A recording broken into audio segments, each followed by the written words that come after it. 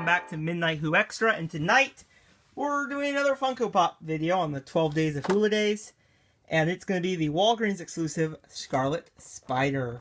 So let's take this thing out of the box, but first, here's a quick look at the box. These are all other Walgreens exclusives.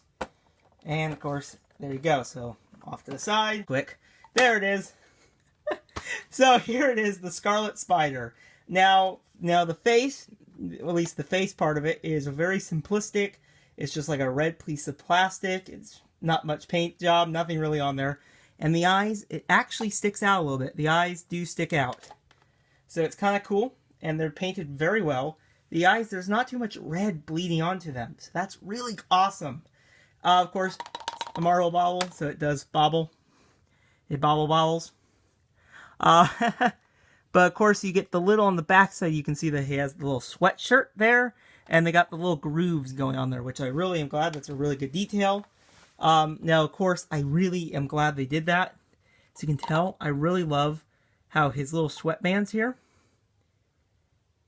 of the sweater, they actually go over the spider. Sorry, they go over the spider, and I love that because they simply could have just missed that detail, and I don't think the figure would have looked as awesome.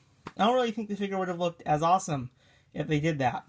Now, of course, he's in the spider's web mode with his hand, and he's in more of a relaxed pose with the other ones.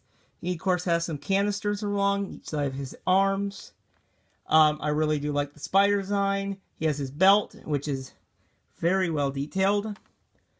And he, of course, has on his legs a couple bands with a little gray kind of square.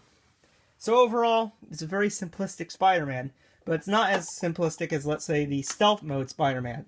But they both look really cool together once you have a whole bunch of Spider-Man. But overall, I really like this Spider-Man.